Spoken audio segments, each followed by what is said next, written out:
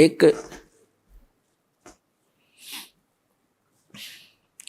नित्यानंद नाम के संत हुए हैं, नित्यानंद नाम के। वैसे वो ब्राह्मण जाति में जन्मे थे, लगभग 250 वर्ष पूर्व की बात है। उनका घर का नाम था श्री नंदलाल, नंदलाल नाम था उनका। उनके माता पिता बचपन से ही मर गए थे, मृत्यु को प्राप्त हो गए थे। उनका पालन पोषण नाना नानी के घर हुआ था। उनके नाना जी जो थे, नंदलाल जी के नाना जी, नारनौल के नवाब के यहाँ एक ऊंच पोस्ट प्राप्त थे। और जब ये नंदलाल जी युवा हुए, ब्राह्मण कुल में थे ये, तो इनको भी वहां एक तहसीलदार की पोस्ट पर नियुक्त करवा दिया। नंदलाल जी तहसीलदार थे, घोड़ा इनको प्राप्त था, बन ठन कर चलते थे। उसमें जो तहसीलदार की वैल्यू जनता में होती थी, इज्जत होती थी, आज के तो मेरे ख्याल में मंत्री की बिना होगी। नंदलाल जी का विवाह हो गया था, संतान प्राप्ति अभी हुई नहीं थी। अब कहते हैं ना जाने कब भाग्य उदय हो जाता है प्राणी का। एक दिन नंदलाल जी अपने महल के, अपने मकान के छत पर, गर्मियों के समय में छत पर टहल रहा था। रात्रि में नींद आई नहीं, और उसने क्या देखा कि कहीं थोड़ी सी दूरी पर रात्रि के समय किसी के घर पे कोई संत आए हुए हैं और परमात्मा की कथा सुना रहे हैं, सत्संग कर रहे हैं। अपने आत्माओं पिछले ही जब से होते हैं पूर्ण हंस मुराद, ये पिछले संस्कार होते हैं जो आदमी परमात्मा की तरफ आत्मा आकर्षित होती है। उसने सारी रात सत्संग सुना, नींद और खत्म होगी। कुछ तो परमात्मा की दया उस पर हुई कि वैसे नेचुरल नहीं आई नींद, और वो ज्ञान सुना, वो सत्संग सुना कि मनुष्य जीवन किस लिए प्राप्त होता है, इसको हम कैसे व्यर्थ कर रहे हैं। चाहे प्रधानमंत्री बन जा, यदि भक्ति नहीं है तो व्यर्थ है ये जीवन इसका। अगम निगम को खोज ले बुद्धि विवेक विचार, उदय अस्त का राज मिले तो बिन नाम बेगार। सत्संग के अंदर ये ज्ञान कराया जाता है कि जैसे कोई भी राजा बना है तो अपने पुण्य कर्मों से बना है, और भक्ति नहीं करता वो प्राणी अपने पुण्यों को, जो पूर्व जन्म के संग्रहित पुण्य हैं, उसके भाग्य में डिपॉजिट करके भेज रखा भगवान ने। उनको नाश ही कर रहा है, उनको खर्च रहा है। वो अब भविष्य की कमाई नहीं कर रहा है, भविष्य के लिए कुछ आगे का डिपॉजिट नहीं कर पा रहा है, केवल खर्च ही कर रहा है। परमात्मा क्या बताते हैं, अगम निगम को खोज ले बुद्धि विवेक विचार, उदय अस्त का राज मिले तो बिन नाम बेगार। पुराने समय की बात है, अब बातें याद आती हो, पिछली कथाएं। एक 3 व्हीलर वाला था, बड़ा 3 व्हीलर जो पहले पेट्रोल के चले थे। उस 3 व्हीलर हमारे गांव से, और लाखन माजरा एक गांव है, वहां तक 3 व्हीलर चला करते थे 2। उनमें से एक नहीं आया। एक दिन दूसरे ने पूछा कि कल क्या कारण हुआ, पहुंचे नहीं। तो उस 3 व्हीलर वाले ने बताया कि कल मैं बेगार में फंस गया था। बेगार क्या होती थी कि पहले पुलिस वालों के पास ये मोटर गाड़ियां नहीं होती थी। वो किसी भी जीप वाले को या किसी टेम्पू वाले को, वो 3 व्हीलर वाले को या 4 व्हीलर वाले को सुबह कैच कर लेते थे, सामने खड़ा कर लेते थे थाने के आगे। कहीं रेड मारनी हो, किसी प्रकार की कोई भी उन्होंने कहीं जाना होता था क्षेत्र में, तो वो उन्होंने पकड़ लिया पुलिस वालों ने, और सारा दिन उसको टिकने नहीं दिया। को 20 गांवों के अंदर उन्हें पहुंचे, इधर उधर गए। तेल भी उसने अपनी जेब से डलवाया, और सारा दिन मनमाने 200 से 300 किलोमीटर का क्षेत्र तय कर दिया। आम आदमी तेनों दिखा जानो बड़ा स्पीड से चल रहा, बड़ी कमाई कर रहा होगा, और कर रहा था अपने ही पल्ले से खर्च कर रहा था, तेल का भी कमाई तो थी नहीं उस दिन। तो उसको बिगाड़ बताते हैं। तो 3 व्हीलर वाले ने बताया कि मैं ऐसे ऐसे कल पुलिस का फंस गया था बिगाड़ में, और 200 रुपये का पेट्रोल अपनी जेब से फूक का आया, कल कुछ चवन्नी मिली नहीं। उस समय के 200 रुपये आज के 20,000 रुपये, इतना वो खर्च हुआ उसका। तो पुण्यात्माओं, जो आज कोई भी उच्च पोस्ट प्राप्त है, कोई डॉक्टर है, इंजीनियर है, चीफ इंजीनियर है, आईपीएस है, आईएएस है, जज लगे हैं, मंत्री हैं, मुख्यमंत्री हैं, प्रधानमंत्री हैं, या एमएलए एमपी बने हैं, या अन्य कोई अच्छे व्यावसायिक व्यक्ति हैं, धनी हैं, तो वो क्या करते हैं, जैसे परमात्मा उनके लिए बताता है कि अगम निगम को खोज ले, भविष्य के बारे में कुछ सोच और बुद्धि विवेक विचार, उदय अस्त का राज मिले तो वे नाम बिगाड़े, पूरी पृथ्वी का यदि राजा हो, और तो छोड़ो सारे छोटे मोटे शासकों को, कहते हैं पूरी पृथ्वी का राजा हो और उसके पास ये सत्य भक्ति ना हो, अब उसकी चहल पहल न देखे, तो आदमी ने सोचा इस जैसा सुखी नहीं रही तो बड़ा ठाठ कर रहा है, और ठाठ तो कर रहा है लेकिन अपने जीवन को 12 बाट कर रहा है। पिछले जन्म के पुण्यों को अपने ही पल्ले से खर्च कर रहा हो राजा और चक्रवर्ती राजा बनकर, और भविष्य की कमाई उसकी बन नहीं रही, क्योंकि वो बेगार कर रहा है। बेगार तो बेगार वाले की इनकम नहीं होती पर स्पीड पूरी होती है। राजा का पूछकर एक छोटी सी स्टेट के चीफ मिनिस्टर का शेड्यूल पूछ लो दिन का कितना का होता है। 6 तो मीटिंग अटेंड करेगा, फिर कोई एमएलए भागने को हो रहा है उसकी चिंता में टेंशन में फोन पर फोन करेगा, और फिर इसी व्यवस्था में अपना सारा पूर्व जन्म के पुण्यों को नाश करके और हाथ झाड़ कर चला जाता है। परमात्मा बताते हैं कि क्या मांगू कुछ थिर ना रहाई, और देखत नैन चला जग जाई, 1 लख पूत 1.25 लाख नाती, उस रावण के दीवान बाती। और कहते हैं कहे कबीर अंत की बारी, जैसे हाथ झाड़ कर चला जुआरी। ये प्राणी ऐसे जाता है जो सतभक्ति नहीं करता, केवल इस राजपाट या इस संसार के झूठे ठाठ को ही संग्रहित करने में लगा रहता है। जैसे जुए में हारा हुआ जुआरी हाथ मसलता जाता है, खाली हाथ जाता है, रोता पीटता जाता है। तो परमात्मा कहते हैं कहे कबीर अंत की बारी, जैसे हाथ झाड़ कर चला जुआरी। ऐसे जाओगे सतभक्ति नहीं करते तो। अब नित्यानंद जी अपने मकान की छत के ऊपर ये सब ज्ञान सुनकर विचलित हो गया, इतना प्रभावित हो गया, तड़फ उठी आत्मा कि क्या कर रहा हूं मैं, और करना क्या चाहिए था। कुछ ब्राह्मण घर में जन्म, ब्राह्मण लोग परमात्मा को अवश्य याद करते थे, चाहे गीता के माध्यम से, चाहे श्री कृष्ण जी के रूप में, लेकिन पोस्ट प्राप्त होने के बाद इस जीव में अभिमान हो जाता है। आज से 250 वर्ष पहले, आज से लगभग 250 वर्ष पहले ब्राह्मणों की एक बहुत विशेष रिस्पेक्ट होती थी समाज के अंदर, और ये सर्वोच्च कास्ट मानी जाती थी। इस कारण से भी अभिमान एक ब्राह्मण के घर जन्मे व्यक्ति में स्वाभाविक हो जाता था कि मैं ब्राह्मण घर में जन्मा हूं, ब्राह्मण कुल में जन्म है। दूसरे फिर वो तहसीलदार की पोस्ट, अब ये 2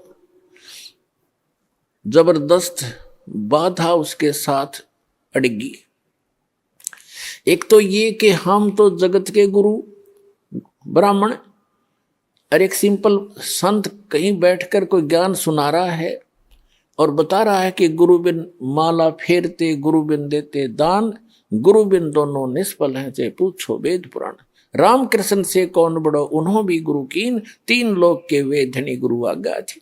उधर से ये बातें कसोट रही उसको कि गुरु के बिना बात नहीं बने, और उधर से वो कह रहा कि मैं तहसीलदार और ब्राह्मण, और कैसे जाके एक संत के सामने, सिंपल मैन के सामने अपना शीश नवाऊं, जाके कैसे नतमस्तक होऊंगा, नहीं जाऊंगा। फिर वो बातें याद आती है कि कबीर हरि के नाम बिना ये राजा रसब हो, माटी लदे कुमार के और घास ना नीरे कोई। परमात्मा की वो बातें याद आती, सत्संग के वचन के भक्ति नहीं करी तो जीवन नाश हो गया। और गुरु बनाने जाता है तो कुल के लोग क्या कहेंगे, ऊपर से तहसीलदार, और कैसे शीश निभाऊं जाके। अंत में पुण्यों की विजय हुई, पाप की हार हुई।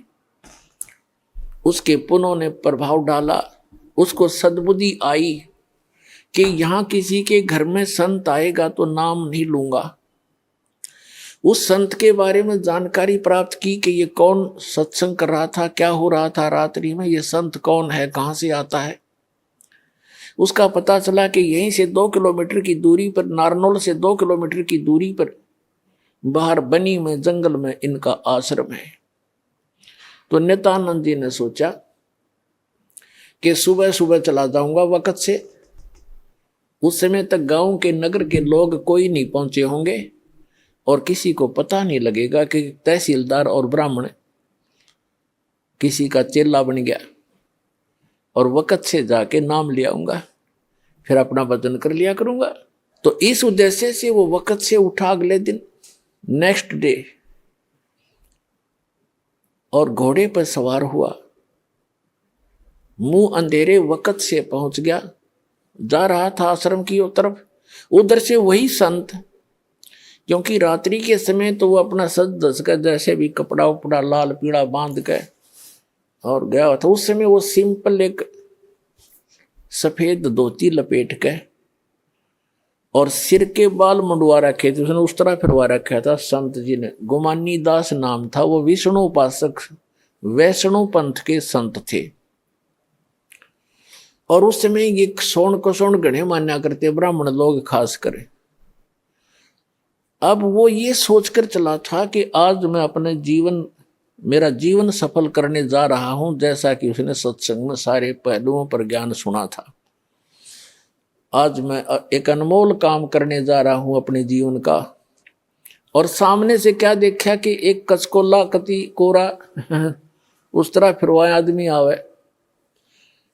तो उसने अपने मन में जोड़ जुगाड़ किया कि देख ये कैसा मनुष्य व्यक्ति सुबह सुबह टकराया मुझे, मूंड मंडवा रखा इसका।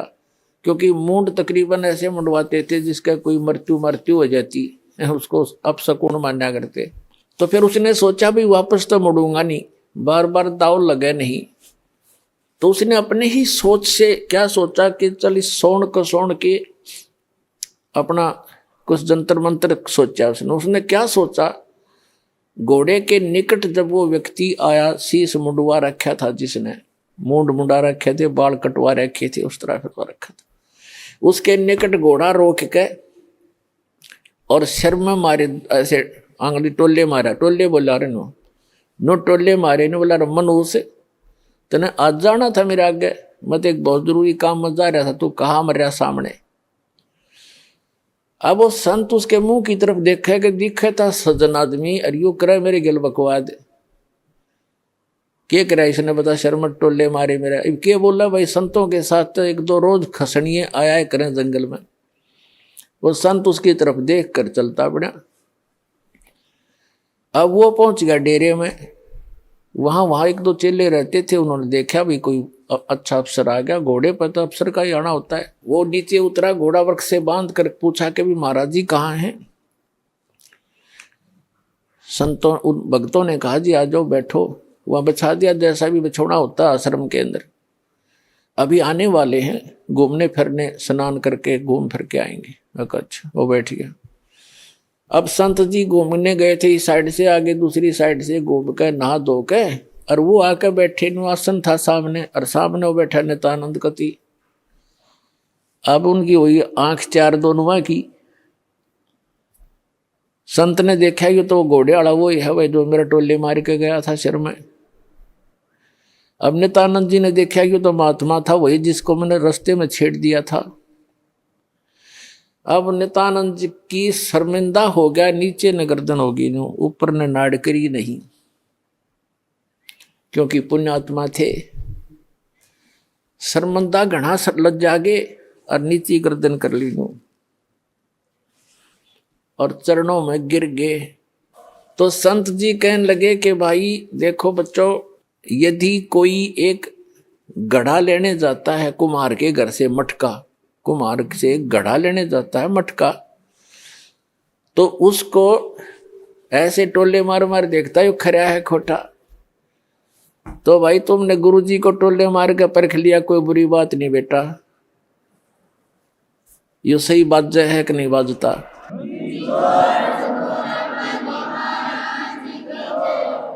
इतना सुन के और चरणों में बुरी तरह गिर गया, क्योंकि उसकी मरोड़ निकालनी थी, उसका ऐम खत्म करना था परमात्मा ने। और करबद्ध होकर कहने लगा, हे मालिक मैं बहुत नीच आत्मा हूं और आप सचमुच संत हो, मैंने आपके साथ इतना अभद्र व्यवहार किया, आपने फिर भी मुझे सीने से लगा लिया।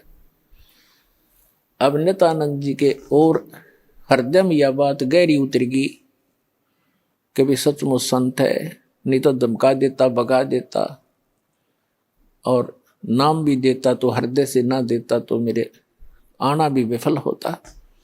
तो संत ने कोई दुख नहीं माना, कोई बात नहीं बेटा, आपका उद्देश्य गलत नहीं था, मैं समझ गया था। जब तुझे यहाँ देखा तो मुझे आइडिया लगा लिया ये आदमी नेक है, ये कह ये रहा था कि मैं जा रहा हूँ शुभ काम के लिए, तू आगे काम मर गया।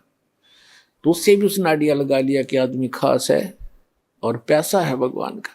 तो नित्यानंद जी ने दीक्षा ले ली, और दीक्षा लेकर के फिर उसकी पत्नी ने विरोध शुरू कर दिया।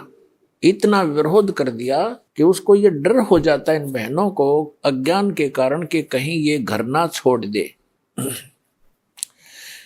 लेकिन साधु संत जो होते हैं वो घर छोड़ने की नहीं कहते, और जो बुराई छोड़ कर भक्ति करने को कहते हैं। लेकिन उसको जैसे भी आसपास की औरतों ने भी पट्टी पढ़ा दी, ये तो बाबा बनेगा, ये तो घर छोड़ देगा, इतनी भक्ति करता है, रोज आश्रम में जाने लग गया। तो उसने उसके गुरुजी को भी अभद्र व्यवहार कर दिया उसकी पत्नी ने। तो उस नित्यानंद जी ने देख लिया एक दिन, तो उसने प्रार्थना करी, परमात्मा या तो ये मार्ग नहीं याद दिलाना था ठीक से, अपने डले ढो रहा था, कर्म फोड़ रहा था, फोड़ लेता। और हे परमात्मा भी अब बाधा बन के खड़ी होगी, या तो इसने सद्बुद्धि दो, ना इसकी माटी संगवा लो परमात्मा, या तो इसको सद्बुद्धि दो कि ये भी मेरा साथ दे, भक्ति करे, अपना कल्याण करवा ले, और नहीं तो दाता इसने वापस ले लो, तेरी आत्मा ने, मुझे जरूरत नहीं संसार की। कुछ दिनों के बाद क्या हुआ, 5-6 महीने के अंदर उसकी पत्नी बीमार हुई, मृत्यु को प्राप्त होगी, उसने घर त्याग दिया। और यहाँ हरियाणा के अंदर एक जटेला जोड़ है, 4-5 गांवों की सीमा का ज्वाइंट है, इकट्ठा के वहाँ जंक्शन है, वहाँ एक बड़ा जंगल सा था, उसमें रहने लग गया। अपने आत्माओं उस समय उस नित्यानंद जी को जब ज्ञान हुआ, उसका नाम नित्यानंद रख दिया उस संत ने, नंदलाल से बदलकर, तब वो नित्यानंद नाम से प्रसिद्ध हुए। तो नित्यानंद जी ने फिर क्या कहा है कि ब्राह्मण कुल में जन्म था, मैं करता बहुत मरोड़, और गुरु गुमानी दास ने दिया कोबद गढ़ तोड़। कि मैं ब्राह्मण कुल में जन्म होने के कारण गणाभिमानी आदमी था, और गुरु गुमानी दास ने, उनके गुमानी दास नाम थे गुरु जी का, कि गुरु गुमानी दास ने यो दिया कोबद गढ़ तोड़। ये कोबद का किला था, मान बढ़ाई अहंकार, और जब तक इसका नाश नहीं होगा इतने भगवान मिला नहीं। सिर सौंप्या गुरुदेव को, सफल हुआ ये शीश, नित्यानंद इस शीश पर आप बसे जगदीश। अब क्या बताते हैं, नित्यानंद जी कहते हैं सिर सौंपया गुरुदेव को और सफल हुआ ये शीस, नित्यानंद इस शीस पर आप बसे जगदीश।